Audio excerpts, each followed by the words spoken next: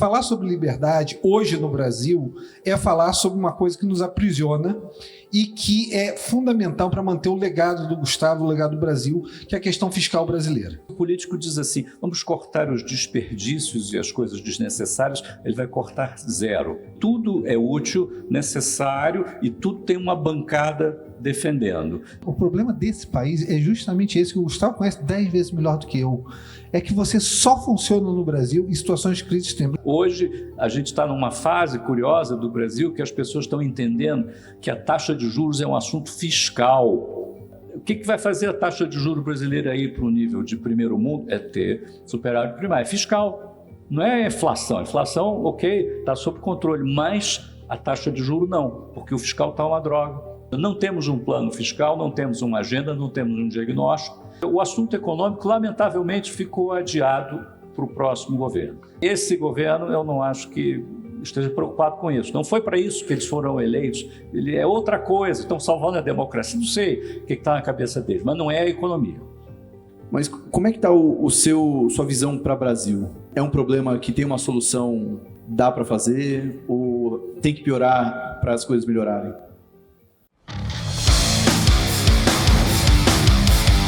Boa tarde, Belo Horizonte. Tudo bom com vocês?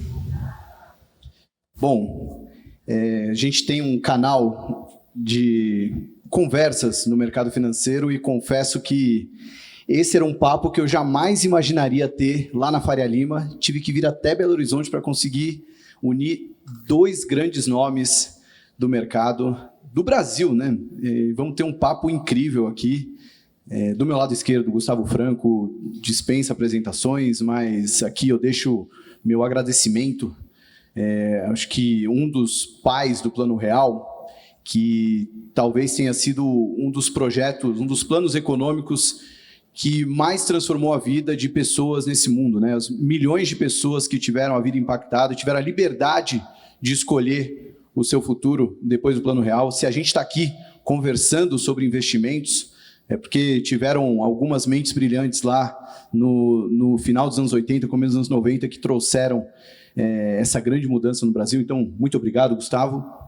E do meu lado direito, o Rui Alves, que, bom, aí aqui fizeram uma bela apresentação dele, mas meu depoimento pessoal, eu já conversei com centenas de pessoas no mercado financeiro nos últimos 8 anos, e o Rui talvez seja a pessoa que mais consegue transformar assuntos complicados em uma conversa simples e descontraída. E ele fala de todos os assuntos, não à toa, sempre que ele aparece nos nossos eventos, nossos podcasts, nossas lives, é sempre sucesso de audiência, não só do público que está chegando agora no mercado, mas também dos grandes profissionais. É uma das grandes vozes que estão aí democratizando o acesso e o conhecimento do mercado financeiro. Porque no final do dia, todo mundo que trafega pelo mercado financeiro busca isso, aprimorar o conhecimento, adquirir um novo conhecimento e fazer esse compounding, indo dormir todo dia mais inteligente do que acordou e ser cada vez mais uma pessoa melhor, um investidor melhor, um empresário melhor e conseguir crescer com isso. A ideia aqui é ter um papo franco, aberto, vamos falar de alguns assuntos e eu pensei só em ter um ponto de partida inicial. Estamos completando 30 anos de Plano Real e como o fórum, a ideia é falar sobre liberdade. Queria que a gente falasse um pouco sobre essa transformação que o Plano Real trouxe para os brasileiros, como vocês estão vendo isso 30 anos depois, com o criador e uma pessoa que tem muitas opiniões e pode falar um pouco também de como viveu isso. Posso começar contigo, Gustavo, só para dar esse pontapé e depois a gente vai levando o papo? Ok, boa tarde a todos. A satisfação estar em Belo Horizonte, estar com vocês. Vamos, então, parolar aqui sobre os nossos temas do cotidiano. O Plano Real está agora na mídia, é um assunto, os 30 anos. É um pouco estranho que estejamos dando tanta atenção aos 30 anos quando demos zero atenção aos 29, 28, 27, 25, 21, 18, 15, 10... por alguma estranha razão, 30 anos, o Plano Real caiu a ficha. achava que talvez pudesse ter acontecido antes, dado que é uma coisa tão transcendente, tão importante, hoje todo mundo reconhece. Não tem nada mais... No livro que a gente fez agora, eu e Pedro e Edmar, sobre 30 anos, festejando, tem uma frase inicial que é o seguinte, diz assim, não tem nada mais social, inclusivo, nacional do que a moeda. Tá? A moeda é um pedaço da identidade nacional, é como se fosse a bandeira e o hino. Cada um de nós se sente ali dentro. Né? Se aquilo está sendo humilhado, maltratado pelas autoridades, você está aprisionado, você, cidadão, anda com uma bola de ferro no seu tornozelo, tem uma mão ali no seu bolso todos os dias, catando as migalhas do seu dinheiro. E naquele tempo, 30 anos atrás, era preciso convencer as pessoas, em Brasília sobretudo, que valia o esforço de combater a inflação, porque eles dizem, lá vem vocês com essa conversa de FMI, a estabilização ortodoxa, que vai subir o juro e acabar com o crescimento. Imagina, era esse tipo de conversa ali no início, que parece ridícula, aliás, continua ridícula hoje. Hoje ela é só mais, enfim, claramente ridícula. No começo era um ridículo assim, indefensável, não sei. Então, é ótimo que agora demorou 30 anos e aí a reflexão que fica, aí eu termino, pô, se você fizer uma coisa certa, é bom para a garotada aprender, se você fizer uma coisa certa no setor público, 30 anos depois vão te reconhecer, mas não antes. E você, Rui, o que você pode falar? Vocês na Quineia fazem vários estudos, vocês tiveram um papo com o Gustavo Franco no final de 2022 também, enfim...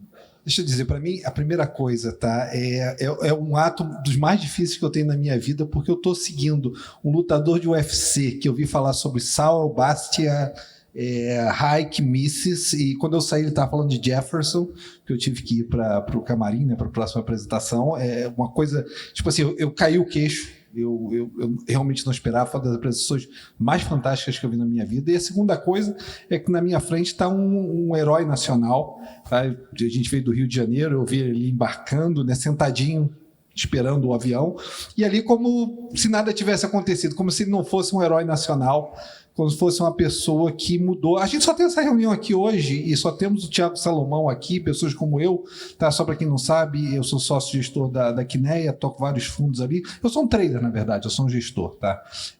Mas uma pessoa muito preocupada com o Brasil, para quem não conhece o canal, Quineia Investimentos, eu trouxe o Gustavo uma vez para entrevistar o Gustavo, tive essa oportunidade, e a gente entrevista muitas pessoas que querem mudar o Brasil, que mudaram o Brasil, tá? Mas se o Brasil, só para falar, logicamente, todo ano eu vejo o Prêmio Nobel de Economia e eu penso assim, nenhum desses caras fez o que essa pessoa que está na frente de vocês fez, tá? Porque o Brasil perdeu o controle da moeda em 1933, quando a gente saiu do padrão ouro. Para ter uma inflação abaixo de 2%, demorou até 1998, e a inflação média antes do período de hiperinflação do Brasil, se eu não me engano, era 2% ao mês. E só mudou por causa da pessoa que está na frente de vocês, junto com uma equipe de algumas como Malan, como alguns outros Pércio, que são heróis nacionais, tá? São pessoas que esse país e que o mundo poucas vezes viu.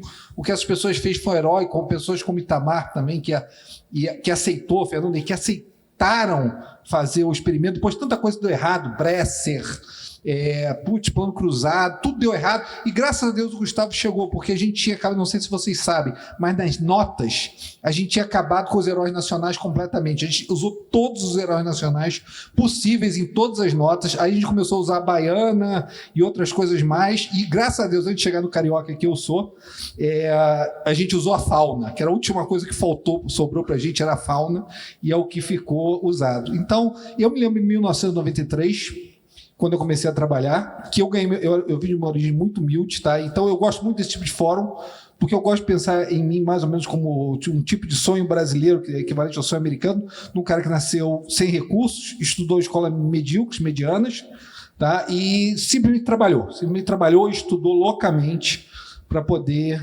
progredir dentro do ambiente que ele permitiu, ele e a equipe dele permitiram.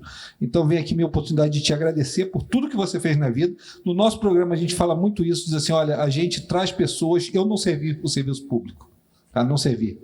E eu admiro muitíssimo quem serviu, então eu só queria começar com essa introdução e dizer que eu falo pra caramba, então eu tenho que parar de falar, mas vai no Que Nem Investimentos, eu fiz um podcast recente chamado Os Economistas também, dá uma olhada, que eu falo 2 horas e 20 sem parar do começo ao fim, e o que eu não tiver a oportunidade de falar aqui está ali registrado, e eu vou passar de volta para o Salomão. Tá, não, a gente veio aqui para eu te ouvir, Rui e Gustavo, eu tô aqui muito mais para fazer as provocações e aí eu volto para o Gustavo. Eu acho que eu sei porque o assunto 30 anos de Plano Real veio mais à tona. Assim, se eu fosse dar um palpite só. Eu acho que a data é emblemática, né, o 30º aniversário, mas eu acredito que a gente está num momento em que velhas ideias começam a ser revividas com cara de novas ideias, mas na verdade continuam sendo ideias velhas e que não deram certo. E talvez seja uma maneira da sociedade resgatar uma ideia antiga que deu certo e relembrar os problemas que o Brasil teve no passado e que talvez a gente não vai voltar à mesma magnitude de problemas, mas a gente está indo numa trajetória que não é nada favorável, né? O que a gente está construindo, o ritmo que a gente está indo, o Brasil tem sempre aquela volta à média, né? Mas é sempre uma agonia esse caminho. Então, eu acredito, pelo menos, que pode ser um sinal de... Pessoal, olhem para trás, de onde a gente saiu, olha o que a gente fez, olha onde a gente chegou hoje. Então, talvez seja uma forma de reviver boas ideias que deram certo. Bom, tem uma outra teoria futebolística que é assim... A seleção brasileira de futebol agora está mais ou menos, não ganha nada. Então, uma maneira de você protestar sem torcer contra o Brasil é lembrar da seleção de 70, de 94, que ganhou a Copa, tinha Bebeto, Romário, o que seja, e aí os atuais se sentem, não está ofendendo ninguém, hoje em dia todo mundo se ofende muito fácil, né? Então você fala, não, o pessoal do Real era legal. É uma maneira de você dizer esse pessoal que está aí, mais ou menos. Tipo assim, eu acho que quando você olha para o Brasil atual, deixa eu tocar no assunto, cobrir um assunto que eu acho que o Gustavo vai cobrir também, vários aspectos dele, que a gente está no fórum falando sobre liberdade. E falar sobre liberdade, hoje no Brasil, é falar sobre uma coisa que nos aprisiona e que é fundamental para manter o legado do Gustavo, o legado do Brasil, que é a questão fiscal brasileira. Tá? A gente está lançando um paper, semana que vem vai ser um paper nosso, com o nome carinhoso de Frankenstein, porque a gente normalmente usa livros famosos ou filmes famosos com relação ao que a gente escreve, tá? E a gente está usando Frankenstein de Mary Shelley como escrito em 1818, um romance gótico, não é libertário, mas fala várias coisas ali, Prometeus moderno, né? O limite que a pessoa tem dentro da sua responsabilidade, que era a questão de Victor Frankenstein, quando ele criou o monstro saiu de controle. E a gente tem esse monstro fiscal brasileiro, onde uma série de decisões, muitas vezes não mal intencionadas, começou com a Constituição de 88, né? Onde naquele artigo, se eu não me engano, artigo 6º, em que tinha todos aqueles benefícios de saúde, educação e que se estendiam pela Constituição, a gente começou num país que o eleitor mediano é muito pobre, e o eleitor mediano é mais pobre que o eleitor médio, substancialmente mais pobre que o eleitor médio, e ele vota por distribuição, e ele tem votado por distribuição constantemente no processo democrático. E você elevou, na verdade, a carga tributária enormemente do país, ao ponto que nossa carga tributária é 10 pontos acima de outros emergentes. Você, na verdade, qualquer oportunidade que teve nesse país, independente, porque hoje é independente se você é de esquerda ou de direita, tá? Qualquer pessoa que passe e que, onde foi permitido, a carga tributária foi aumentada enormemente por Fernando Henrique, porque ele tinha que aumentar, porque acabou o imposto inflacionário e a conta movimento, mas foi aumentada por Lula enormemente no governo dele, porque permitiu-se, a receita crescia, e tudo acabou muito mal no governo Dilma, a gente explica por quê. Temer, para fazer o que fez, teve 5% de popularidade. Eu quero repetir isso aqui. Para fazer o que fez no teto de gasto e salvar a moeda e as instituições, porque a gente falava em dominância fiscal, teve 5% de popularidade. Eu quero saber quem aqui aguenta, no que quer que faça na sua profissão, 5% de popularidade. 95% das pessoas odeiam você, porque o índice de reprovação era 80%. E como, na verdade, a gente perdeu essa âncora fiscal ainda no governo Bolsonaro, tá? É onde a gente, na verdade, perdeu durante o processo, não só da pandemia, mas depois das PECs que foram necessárias para a tentativa de reeleição, e agora no governo Lula a gente volta a trabalhar no limite da máquina. E eu queria até saber a opinião do Gustavo para isso, porque a máquina fiscal, o monstro fiscal sob controle é fundamental para que a moeda se mantenha com a estabilidade que a gente aprendeu a viver. E eu lembro que eu recebia meu salário e descia correndo. Eu volto a dizer, eu não tinha um tostão furado, eu recebia meu salário em 93, eu descia correndo ali na Rio Branco, do Rio de Janeiro, para comprar um terno, porque se eu deixasse o segundo ou terceiro dia, a inflação era 40% ao mês. Um dia antes do real, um mês antes do real, a inflação foi 40% ao mês. Muitas pessoas aqui não têm ideia do que seja isso, tá? Dependendo da idade. Mas eu gostaria de saber como é que ele vê essa questão, a âncora fiscal, a necessidade fiscal com relação à manutenção do legado que eles criaram. Bom, o fiscal está ruim há 30 anos. E acho que se a gente recuar os 30 anos anteriores, se continuava ruim. Ficou menos ruim no período em que a gente, afinal, conseguiu fazer, lá 97, 98, a gente começou a conseguir melhorar o fiscal de verdade, e antes disso teve que trabalhar muito no patrimonial, bancos quebrados, estados quebrados, e quando você está ruim ao nível dos balanços desses gigantes, você não consegue arrumar o fiscal. Mas depois que arrumou bancos estaduais e os estados, prefeituras no jogo também, aí tem um intervalinho e a gente precisou do FMI para ter enforcement, para ter meta de superávit primário, que acabamos cumprindo, era uma meta de 3% do PIB por ano. Esse acordo foi fechado lá em 98, eu saí em seguida, mas o acordo ficou até 2006. Entrou dentro do Lula 1, e acho que essa é a prova do pudim de que a coisa era sólida, é que, a despeito da conversinha mole sobre herança maldita, os caras mantiveram tudo certinho, tá? Inclusive o acordo com o FMI, aí é aquela coisa que o sujeito pode até não gostar, ser da oposição, pensar diferente, mas não tem outra coisa para fazer, senão a coisa certa. E é quando você acertou organizar as instituições, é quando a oposição, o cara que não gosta de você, foi para lá, é o antimercado, pensa tudo errado, mas é incapaz de estragar. Aí é que a construção era sólida a esse ponto. Agora, o fiscal não tem jeito, porque qualquer país... O fiscal é um problema mundial, todo lugar que você vai falar, entre outros, pessoal de Banco Central de outros países, todo mundo reclama do fiscal. Vai para os Estados Unidos, o pessoal está reclamando do fiscal. Aqui a gente não vai resolver o fiscal. Como é que resolve? A própria Constituição, que todo mundo sempre levanta essa... É correto dizer que a Constituição criou mais obrigações do que a gente tem dinheiro para pagar, tá?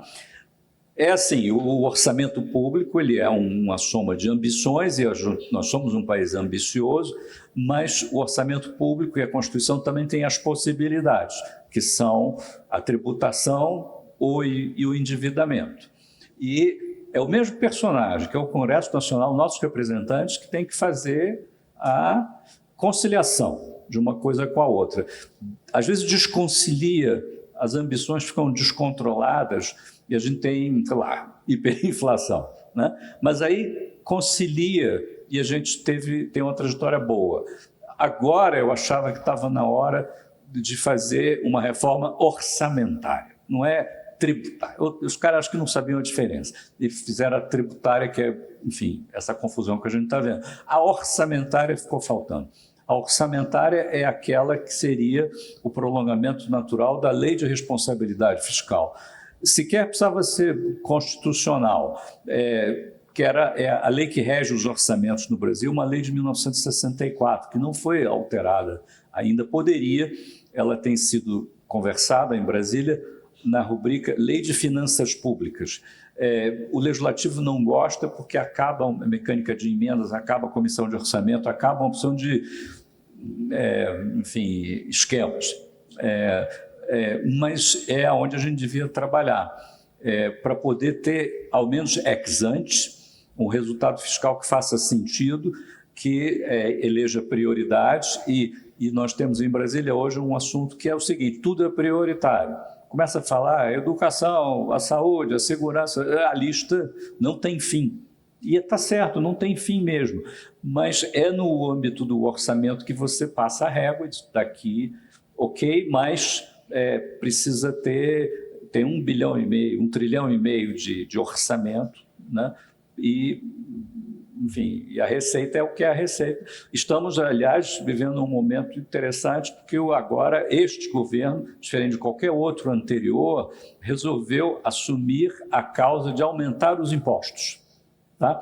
Botei aqui o meu bottom da Inconfidência Mineira, da medalha Inconfidência, para lembrar que está na hora de reclamar de aumentos de impostos. Foi maravilhoso isso que a gente viu dos memes do ministro, não é isso? Uma reação espontânea, interessante, não ofensiva, não é isso? Não é desinformativa nem nada disso, é só uma reação, não estamos gostando. O que puder, essa mensagem ser multiplicada, tem tudo a ver com os objetivos do IFL e desse evento, é o fiscal. Depois, no final do painel, o Gustavo vai falar qual foi o meme favorito dele, do Haddad. Mas agora você levantou uma bola interessante, porque a gente está aqui falando de 30 anos de Plano Real. Bom, podia estar falando de 60 anos a lei orçamentária, né, que também é o aniversário de 60 anos, para tentar reviver, porque talvez seja esse o assunto mais importante para ser debatido, para a gente conseguir resolver o fiscal. Foi respondido a sua pergunta, Rui, que você endereçou para o Gustavo? Não, quer fazer um comentário? Eu acho extremamente. Eu acho que se a gente está falando de fórum de liberdade aqui, porque é uma coisa interessante, né? A curva de Laffer parece que existe realmente, porque a gente constantemente levou a carga tributária brasileira, a gente chegou nesses 30 e alguma coisa por cento, 33% da carga tributária do país, e o que há no momento realmente é uma revolta, não só da população, com relação ao nível de imposto, mas também com relação ao Congresso, porque a verdade é assim, se você pega, a gente fala muito da meta fiscal brasileira, que a gente ainda não sabe como vai ser alcançada em 2025 e 2026 só Deus sabe, porque é ano eleitoral. Mas se você olhar os grandes números que o Gustavo falou, né, de trilhões de orçamento, na verdade achar 50 bilhões não deveria ser difícil, se você não tivesse no limite da receita. Porque olha só, se você parar para pensar o que aconteceu recentemente no país, desde a eleição do presidente Lula, lógico que tinha coisas óbvias para buscar no bolso do consumidor, tá? E coisas que não são nem impopulares, não. Olha só, JCP, podiam ter buscado. Podiam ter buscado tributação de dividendos, que é outra coisa que foi vinculada. Tem várias coisas, teve a MP do PIS/COFINS, que foi uma revolta contra ela. Várias coisas estão se tentando nesse governo para se aumentar a receita e ir contra o bolso do contribuinte. O que o Congresso, tanto o Congresso quanto o contribuinte, o meu meme favorito foi o Taxa Humana, aquele realmente foi sensacional. E também como é que é? Esse foi parar lá na Times Square, né? Ele foi parar na Times Square e tinha o Megadeth, né? Não tinha aquele daquela Teve banda? o 11 Impostos e um Segredo. Esses são muito bons. Mas existe uma revolta hoje da população, existe um congresso. Você vê, cara, toda hora você teve a desoneração da folha, tá? E toda hora você tenta reonerar. Você vê que todas as tentativas de reoneração, o Congresso tem negado todas elas. Aliás, foi quase uma piada as medidas que o Congresso propôs para contrapor a desoneração da folha. Então, existe um sentimento hoje no Brasil de que não existe espaço fiscal do lado da receita. Qual é o problema do lado da despesa? Que esse é o grande desafio. Eu queria até saber a opinião do Gustavo sobre isso. Porque na despesa, cada vez mais as despesas são obrigatórias e cada vez menos mais despesas são discricionárias. No nosso paper a gente mostra que até o final da década acabaram as despesas discricionárias, porque as obrigatórias crescem mais rápido do que o 2,5% proposto do chamado arcabouço, né, fiscal. Porque o problema do arcabouço não é só atingir a meta. Você tem a meta zero. É que a despesa só pode crescer 2,5%. E você tem uma série de despesas vinculadas e tem coisas que estão crescendo a uma velocidade assustadora. Pessoas em benefício, pessoas em previdência, a coisa realmente saiu de controle. Em algum momento, alguém vai ter que sentar e colocar o capital político e dizer assim, olha, igual no teto de gasto, alguém vai ter que ser impopular. Vai ter que sentar e vai dizer, olha, eu não tenho mais espaço, tá?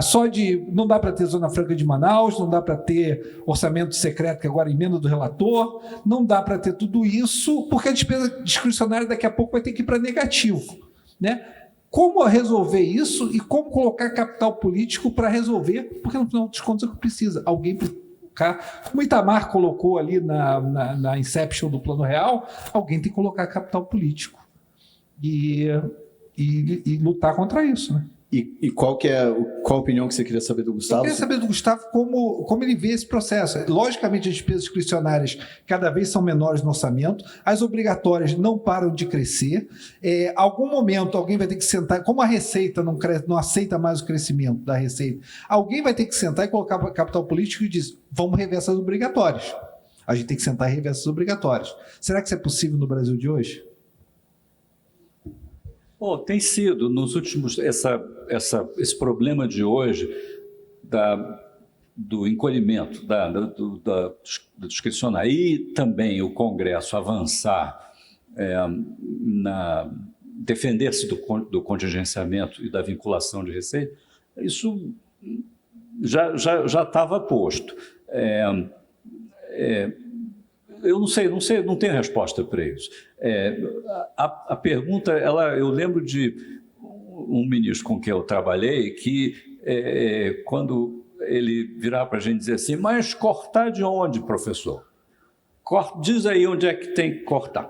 Já é o começo que o ministro não entendeu como é que funciona o negócio. Porque tudo tem mérito, não tem uma despesa. Se o político diz assim, vamos cortar os desperdícios e as coisas desnecessárias, ele vai cortar zero, tá? Porque tudo é útil, necessário e tudo tem uma bancada defendendo. Então, vai ser impopular, como você falou, muito pior, vai ser impopular em Brasília, né? Então, você vai brigar com alguém.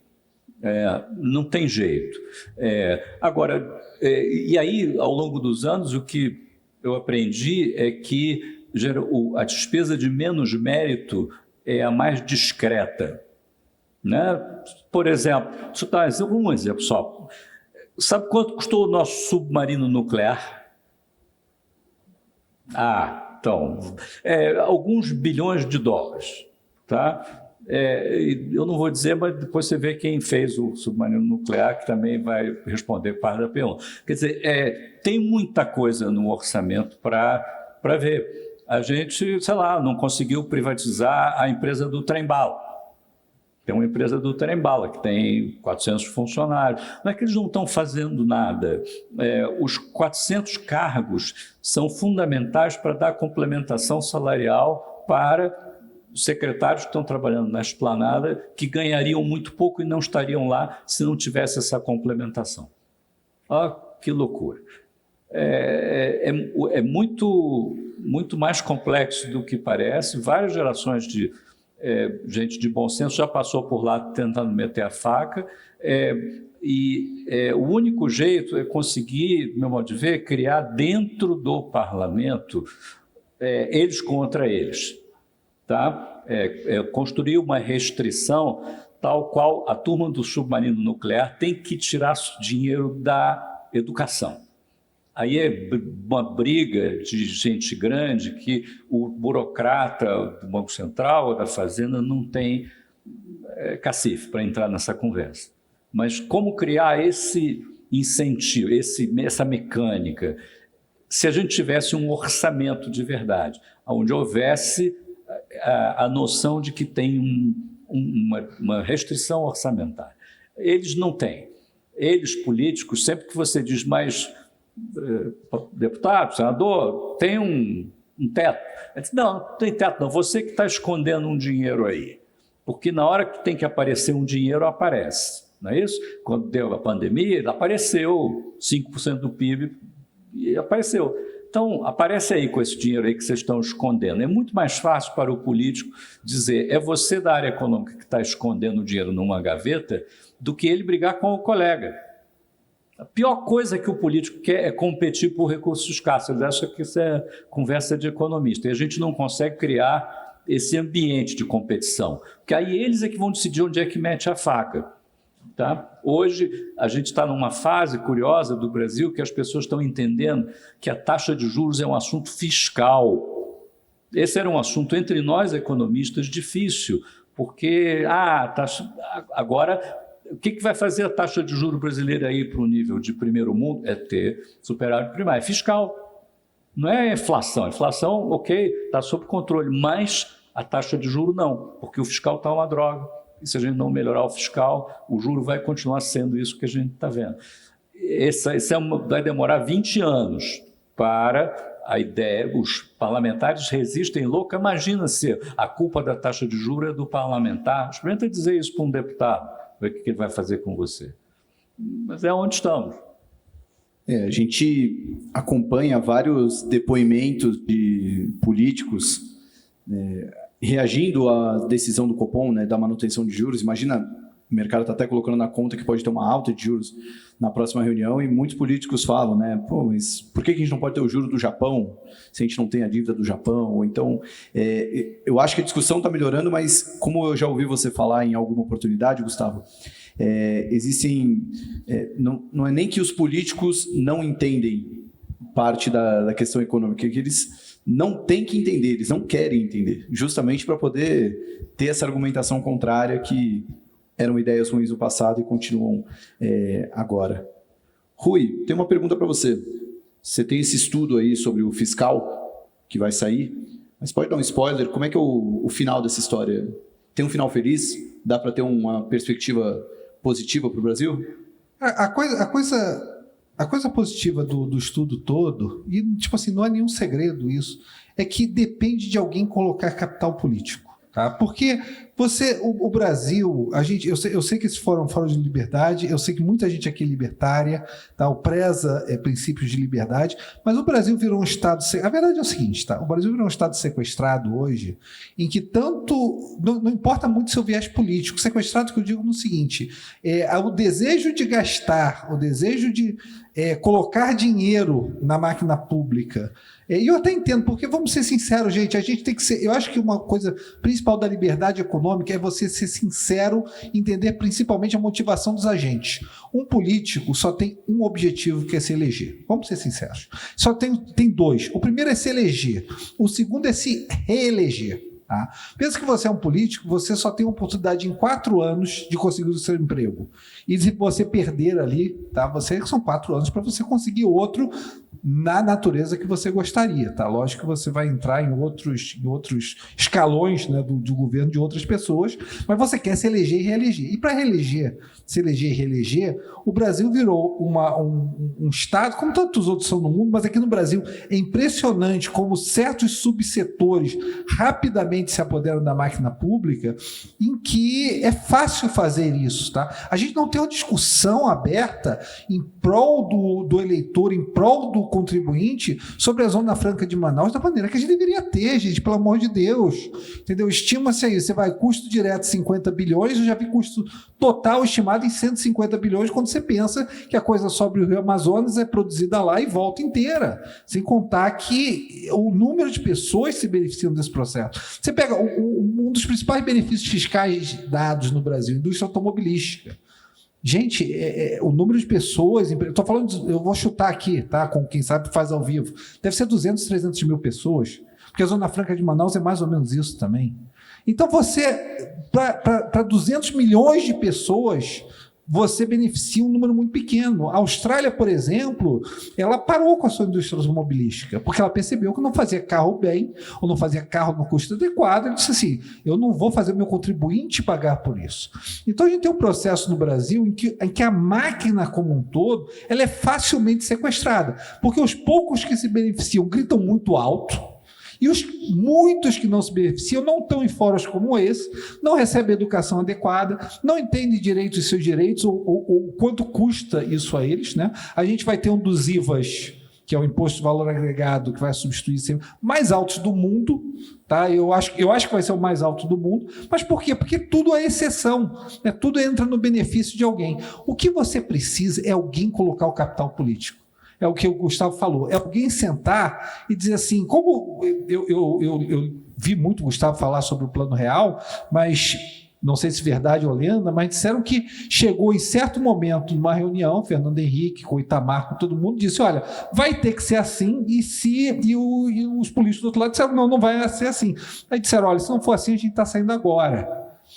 E daí os políticos colocaram o capital político, mas alguém tem que colocar o capital. Não é difícil fazer, mas alguém tem que colocar capital político. Capital político custa popularidade. E você não tem ninguém ainda para fazer isso. Enquanto a máquina... Vou dar um exemplo claro, educação. A gente tem um dos piores pisos do mundo. A gente não para de colocar dinheiro em educação. Só que eu vou dar um exemplo de gestão. Não adianta eu colocar, para trabalhar comigo, 50 analistas. Eu tenho uns 10 que trabalham comigo no momento.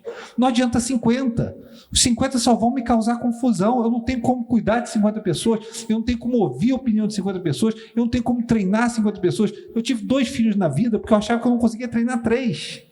Então não adianta botar mais insumo no processo, esperando que o processo fique melhor, simplesmente botando dinheiro no problema. Não vai resolver. Precisa de alguém colocar capital político. E hoje não interessa. Eu vi várias críticas à esquerda aqui, tá? Não interessa se é direita ou de esquerda. Todo mundo bebe da mesma água hoje em Brasília. E alguém tem que começar, seja quem for, seja de que viés for, alguém tem que começar a colocar capital político. Essa é a conclusão principal que a gente prega no momento. Só com capital político, e com capital político não é difícil resolver. Mas de onde viria isso? Porque durante o papo aqui a gente falou... sempre faz com crise. O Brasil só funciona com crise. Você falou do Temer, que teve lá 95% de rejeição e conseguiu andar com muita coisa. Porque custa capital político, né? Talvez a solução venha justamente por isso, de alguém que não esteja tão preocupado com capital político. O problema desse país é justamente esse, que o Gustavo conhece 10 vezes melhor do que eu. É que você só funciona no Brasil em situações de crise extrema. Lembra? Quando a gente estava na situação do Temer, a discussão era dominância fiscal. Era que não interessa. Ele falou que o problema da taxa de juros hoje é um problema fiscal. Naquela época, se discutia que não interessaria o nível da taxa de juros, porque as pessoas perceberiam que você entraria num compound infinito de juros e fugiriam da dívida brasileira a qualquer custo. Então, você precisou de uma medida extrema, que foi o teto de gastos naquele momento. Você imagina em Brasília, em que a coisa anda por dinheiro público rodando na máquina, você aprovar aquele teto de gastos, que foi uma coisa assim incrível. Você imediatamente crescia 6,5% real despesa, né? Aí você entra no processo Dilma e de repente você zera. Dava para fazer. Qual é a mensagem? Cara, dá para fazer o tempo todo. Deu para fazer, mas custou o cara ter 5% de popularidade. Você imagina você, Salomão, você é um cara que tem o teu podcast. Tiago Salomão tem 5% de popularidade na comunidade de investidores. Você faria isso, Tiago? O Temer fez. Pelo bem do Brasil. Essa que é a questão, Tiago. Gustavo, você, pela toda a sua experiência, eu queria saber, e assim, a gente tem conversas aos fins de semana, porque eu sempre acompanho suas colunas, assim como a sua, do Samuel, e a gente consegue perceber um pouco de como está a cabeça tanto a sua, do Marcos Lisboa, Samuel Pessoa, pessoas que a gente gosta de acompanhar. Mas como é que está sua visão para o Brasil? Você está com uma visão otimista? Está com uma visão cética? Acho que é um problema que tem uma solução, como o Rui falou, dá para fazer? Ou tem que piorar para as coisas melhorarem? É o seguinte, eu faria um reparo ao que o Rui falou, que é o seguinte: sim, precisa capital político, coragem pessoal, muitas vezes, mas precisa de uma janela, né? Porque não é sempre que a valentia em Brasília significa que você consegue vencer uma barreira. esse exemplo que você citou, foi o Fernando Henrique pedindo demissão na véspera, foi exatamente no dia 28 de fevereiro de 94, a medida provisória da URV estava pronta sob a mesa de uma discussão de ministros e foi para o Diário Oficial no dia seguinte. E essa reunião, para fechar o desenho final da medida provisória, ocorreu num domingo, foram alguns ministros, não todos, tinham 6 ou 7 ministros, mas ali alguns dos ministros estavam instruídos pelo presidente Itamar a levantar dúvidas sobre a medida provisória, que tinha circulado antes e tal. Então, um levantou o tema da conversão dos salários pelo pico, o outro levantou o tema do congelamento de preços, e o presidente levantou o tema do salário mínimo de $100, isso numa reunião que começou às 10 da manhã do domingo e acabou às 10 da noite. Eu entrei na reunião meio-dia, fiquei até o fim. Eu vi, o Fernando Henrique levantou da mesa 3 vezes, não foi uma, 3 vezes, se for para fazer assim, nós vamos embora. O presidente pode fazer, chame aqui o ministro A, B ou C que está propondo essa coisa, ele tem a sua equipe, faça, mas a gente não vai fazer. Eu acho que outros no passado fizeram coisas assim, e o presidente disse, ok, vai, que a gente se vira aqui. Mas, desta vez, mérito do presidente Itamar, disse, não, senta aí, não faça nada, vamos... E acabou saindo exatamente como a gente queria.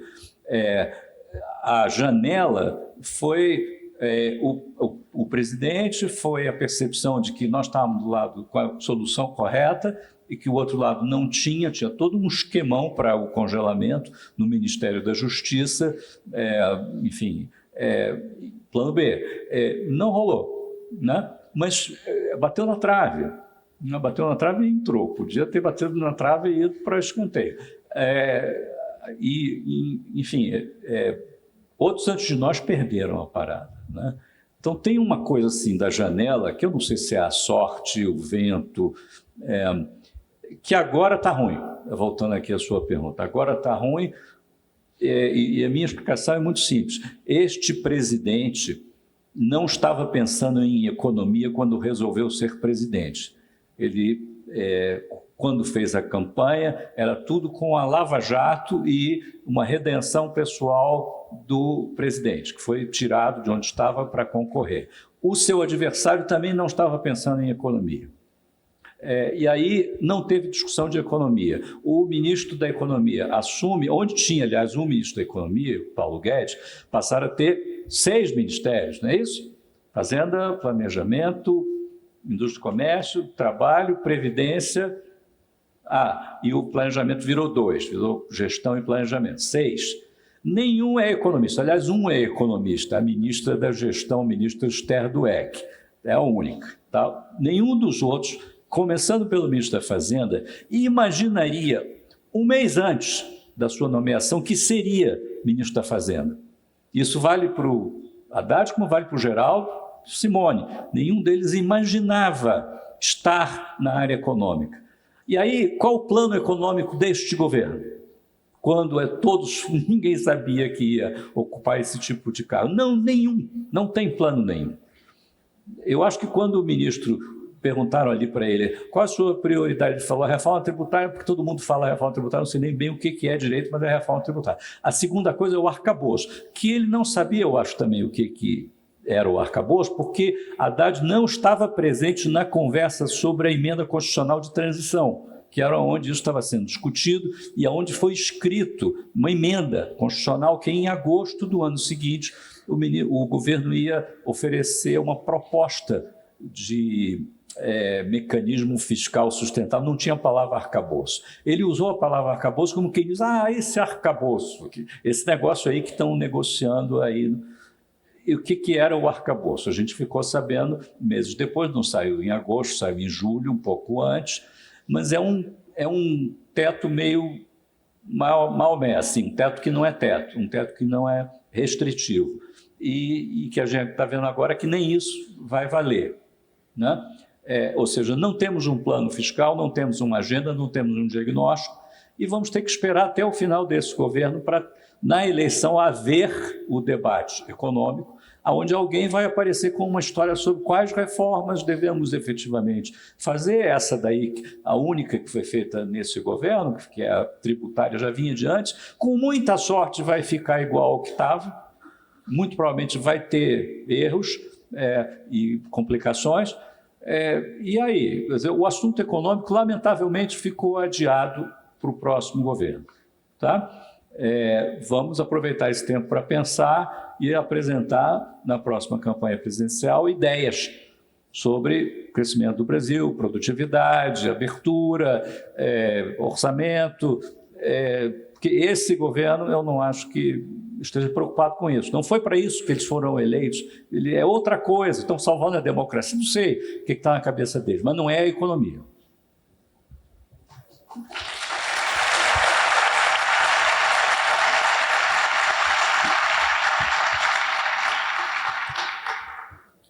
Quando a gente tem uma carteira de ações, e acho que o que vai em linha com o que você falou, Gustavo, é quando a gente gosta muito de entender quem é o acionista majoritário da empresa, o que ele pensa, como ele pensa. Porque, às vezes, a ausência de tudo isso que você falou, de fato, é um problema, mas, para mim, o grande problema também é o modus operandi do acionista majoritário, né? Que, além do assunto não ter entrado em discussão, né, a gente sabe como ele pensa, como ele age, acaba não tendo uma boa perspectiva diante dos problemas que a gente tem. Você ia puxar alguma coisa? Só comentando sobre, você falou, otimista ou pessimista com relação ao Brasil, né? Queria comentar alguns temas, até linkar com alguns assuntos que eu já vi o Gustavo falar no passado. Porque qual é o problema hoje da economia brasileira, como ela está agora, né? Tem dois campos que são claros. Tá? Tem o Brasil, eu vi o Gustavo falar uma frase, uma vez eu vou falar muito das frases do Gustavo, porque eu aprendi muito economia lendo o Gustavo Franco. Tá? E ele fala uma coisa sensacional. O Brasil funcionou bem na história econômica quando a economia se fechou no mundo. Né? Esse país cresceu... A economia demorou até mais ou menos 1980 para ser tão aberta quanto ela era antes da Primeira Guerra Mundial. E, coincidentemente, o período que o Brasil mais cresceu na sua história foi o período da Primeira Guerra Mundial, quando começou a industrialização, até mais ou menos ali os anos 80, quando o mundo se abre novamente, a globalização começa e o Brasil fica para trás. Então, tem dois campos econômicos que eu vejo claramente no Brasil. Tem o campo que a gente ganha de WO. E o campo que a gente ganha de WO é onde os recursos só estão aqui e não tem outro jeito. Só tem terra arável aqui. Daí a soja adaptada, que foi um trabalho fantástico, cresce aqui. O milho adaptado cresce aqui. O açúcar cresce aqui. O minério está aqui. O pré-sal e a margem equatorial estão ali. Nisso, a gente ganha, eu chamo essa parte da economia, a parte da economia que a gente ganha de WO. Não tem terra arável no mundo disponível, a não ser na Ucrânia. E não é um lugar legal para você tentar arar a terra à Ucrânia no momento. Então, isso a gente ganhou de WO, perfeito. É o que segura a economia nesse momento e não é crime nenhum que seja assim, está funcionando dessa maneira. E tem uma segunda parte que fala com esse fórum e fala com o que o Gustavo falou. Que eu lembro que o Gustavo falava assim, eu falei com os coreanos na década de 80, porque eu sempre lembro esse fato. A Coreia era tão pobre na década de 80 que a geral do Maracanã, não sei se o Gustavo vai lembrar disso, se chamava Coreia. Né? Então, aquele fosso que as pessoas ficavam para assistir jogo naquela época, desumano, aquilo isso se chamava Coreia. E os coreanos perguntavam, mas como é que você vai crescer? A gente vai proteger, a gente vai fechar, né? Daí teve ali reserva de informática. Os coreanos, acho que isso não vai dar certo, não. Né? A gente vai se abrir, a gente vai entrar no comércio internacional. Então, essa parte do Brasil, quando o Brasil tem que competir com o mundo, essa parte é a parte desse fórum. Essa parte, lamento informar para vocês, não funciona, a não ser alguns poucos exemplos maravilhosos, como a Embraer, né, que eu vou ir neles hoje para vir para cá. Mas por que não funciona? É importante pensar por que não funciona. Porque a economia é um somatório. Vocês gostam muito da parte liberal? Falando de Friedman, tem aquele exemplo clássico que ninguém sabe fazer um lápis. Porque o especialismo do lápis está dividido em várias pessoas da economia e ninguém sabe fazer um lápis. O problema é que para você fazer qualquer coisa numa economia, são vários microfatores. Por exemplo, eu vou fazer o lápis no Brasil. A estrada destrói a mola do caminhão. né? O miliciano rouba o conteúdo do caminhão. O imposto para fazer o lápis é muito alto. A educação da pessoa que faz o lápis é subpar. Eu falei de 5 exemplos da cadeia econômica. Eu posso falar de 20, 30 exemplos. Quando um item só não é suficiente para tirar o barco da direção. Mas quando você soma todos eles, faz a coisa completamente não competitiva. Completamente não competitiva. Então, quando a gente tem que se integrar, a gente não consegue, a gente volta para aquilo que a gente ganha de WO. E essa parte que a gente tem que se integrar, meu amigo, aí é muito tempo. E aí, fóruns como esse, quem tem 18 anos nesse fórum, quem tem 20 anos nesse fórum, é quem vai trabalhar para gradualmente, num processo cultural, que vai ter que mudar a cultura do país gradualmente, a gente vai buscar heartlands, vai buscar subnichos em que a gente possa entrar nessa integração. Mas o problema do Brasil é fundamentalmente esse. Se a gente não ganhar de WO, a gente entra na competição. Na competição a gente não é bom, porque são vários fatores que não permitem, e aí esse fórum pode ajudar. Boa, excelente. Pessoal, o tempo tá... Quer complementar alguma coisa, Gustavo? Queria só acrescentar um dado aí, é o seguinte, no meu tempo de diretor da área externa do Banco Central, a gente começou a fazer uma estatística chamada Censo de Capitais Estrangeiros no Brasil. Sai 5 em 5 anos, saiu 2020, mas sai desde 95. Ali você tem uma estatística que junta todas as empresas estrangeiras no Brasil, estrangeiro sendo aquele que tem controle, para simplificar a definição. E aí tem ali, todas mandam suas demonstrações DFs, a gente junta, consolida, e aí tem um quadro onde você vê o tamanho desse Brasil com Z, que é o que estas são mais ou menos umas 15 mil empresas, aí como você tem uns números de faturamento, você consegue saber quanto eles produzem de valor adicionado e, portanto, quanto eles geram do PIB brasileiro. Tem ideia do número, vocês dois? Eu acho que é uma coisa perto de 60%, não? Não, 60%. Não, 30%. 30%. É 30%. 30%, eu vi essa palestra sua. É 30%. Eu vi o vídeo. Mas 30% é impressionante para uma economia onde o grau de abertura é ridículo, né?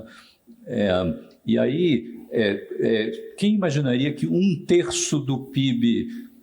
tira o Brasil, que é Austrália, tá? O resto do Brasil é esse Brasil que compete, né? Mas desse Brasil que compete, uma proporção 30 do total, que é maior do que 30 para esse pedaço do Brasil, talvez seja metade, é estrangeiro. Ou seja, a gente, além de fazer as políticas trouxas de proteção da indústria nacional, a indústria não é nacional.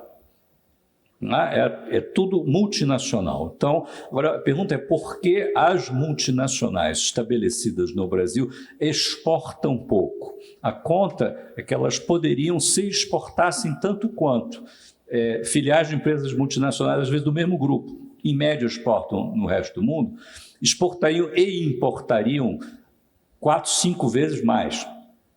Como é na faixa de 200, 250 bi de dólares o comércio exterior delas, estamos falando de uma corrente de comércio adicional que colocaria o Brasil perto da Coreia. Entendeu? Não é tão longe, pelo menos conceitualmente. Mas aí seria fazer as empresas estrangeiras estabelecidas no Brasil ter um foco asiático, que elas nunca tiveram, sempre vieram para cá pensando no mercado interno. Nossa Constituição, artigo 219, diz assim: o mercado interno integra o patrimônio nacional. Não sei o que isso quer dizer, mas não é bom, né?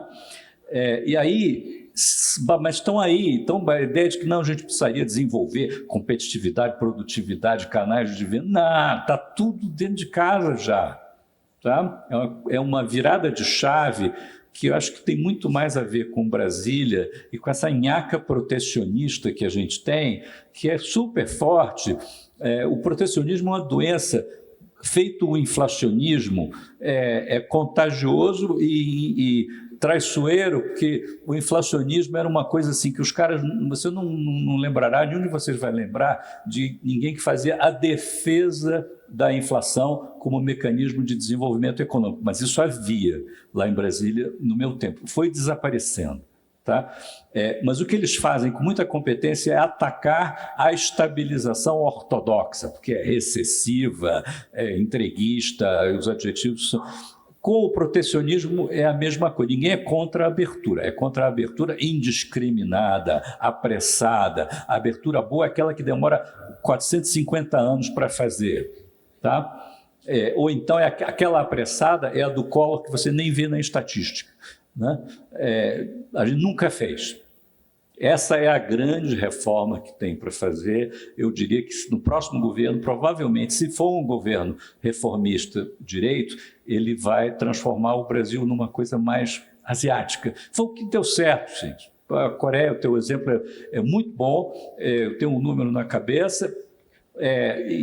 Nos anos 80, o Brasil e a Coreia estavam no mesmo nível de renda per capita, mais ou menos igual a 15% da renda per capita americana. Hoje, onde o Brasil está, o Brasil é 17% da renda per capita americana. A Coreia é 2/3. Tá? Nos deu uma surra. E a gente ainda fica pensando em autossuficiência, substituição de importação, conteúdo nacional, lá na Avenida Chile, no Rio de Janeiro, lá o BNDES, pessoal aqui não sabe a referência. Só se fala nisso, conteúdo nacional. Oh, meu Deus do céu. Deu errado. Me lembra só o número, 30% do produto, e quantos por cento da população é empregada por essas empresas, da força de trabalho? Isso também é fantástico, porque como são cerca de 3 milhões de empregados nessas 15 mil empresas que produzem 30% do PIB, é só fazer a conta. Esses 3 milhões de trabalhadores produzem 30% do PIB. Os outros, são 100 milhões de pessoas, talvez na força de trabalho no Brasil, os outros 97 milhões produzem 70%. Faz a conta, a diferencial de produtividade é gigante. Você está aqui, a Belíndia não é outra coisa. Tem um Brasil com Z que tem produtividade de primeiro mundo, aqui dentro. Tá? E salários de primeiro mundo, aqui dentro. E tem o resto. Você sabe que eu cotei uma vez isso eu lembrei do 3%. Eu cotei isso uma vez num podcast com o Salomão. O leitor questionou, eu botei um pedaço do seu vídeo que você fala isso. Mas uma coisa interessante é que eu tenho um filho de 16 anos que quer estudar economia. Né? Eu converso com economia com ele, né? E a gente passa muito ali pela Avenida Brasil, na direção de Angra, passa muito pela Avenida Brasil. Ele diz, filho, você quer entender economia? Você quer entender o Brasil? São 50 quilômetros de Avenida Brasil. Né? Então eu digo assim, olha isso aqui, a gente está andando 50 quilômetros aqui, olha para um lado e para o outro. Né? Porque é praticamente uma favela de 50 quilômetros da Avenida Brasil. Tá? Então eu digo assim, olha só, essas pessoas não têm acesso à educação. Como elas não têm acesso à educação, elas também não têm acesso à capital. E como elas não têm acesso à educação e à capital, eles não conseguem ser produtivos. Logicamente, aqui, eles também não têm acesso à segurança, e sem a segurança, eles não vão ter acesso nem à educação, nem ao capital, porque você vai botar um computador na sala e é roubado pelo miliciano no outro dia. Então, você entra num ciclo vicioso econômico. Se você entender isso de economia, até quando você anda aqui em Belo Horizonte, eu acho que a gente já entendeu boa parte do problema que tem que ser atacado. Gente, excelente essa conclusão, porque eu queria saber um pouco do que precisava ter no Brasil 2026, acho que o Gustavo já trouxe aqui, e agora o cronômetro já fica até da cor vermelha, que é para encerrar. Então eu queria que vocês deixassem um recado final para a plateia que está ouvindo, daqui, de fora, enfim, só deixar um recado.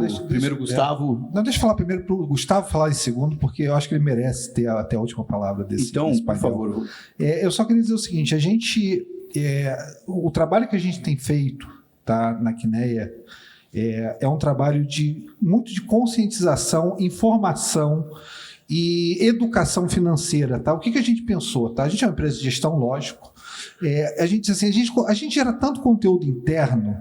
Por que a gente pega todo esse conhecimento e coloca em papers que as pessoas comecem a entender, né, de uma maneira que seja simples, não seja inocente, mas seja simples de explicar? E a gente tem essas publicações, são que nem Insights, né? Esse, por exemplo, vai ser sobre o fiscal. O passado foi sobre a indústria de luxo global, bem interessante. A gente já escreveu sobre saneamento, a gente já escreveu sobre a eletrificação brasileira, toda a rede elétrica brasileira. Então a gente traz assuntos que a gente acha que o público em geral não entende bem e acho que ajuda o país como um todo. E também no Café com Quiné, que é um programa que a gente faz, a gente traz pessoas que a gente acha que mudaram o Brasil. O Gustavo foi um dos participantes, tá? Já trouxemos Meirelles, já trouxemos várias... O Roberto Castelo Branco foi o último que foi publicado essa semana.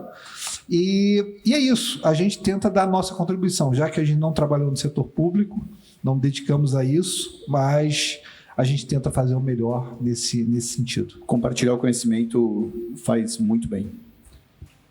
Bom, o último recado, muito breve, é o seguinte. Como Rui, eu sou gestor hoje em dia, eu sou empresário, na verdade.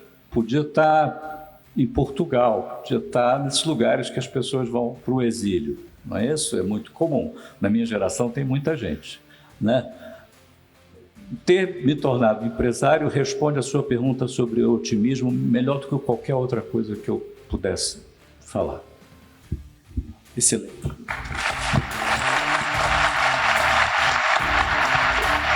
Muito obrigado a todos e vamos continuar com o evento.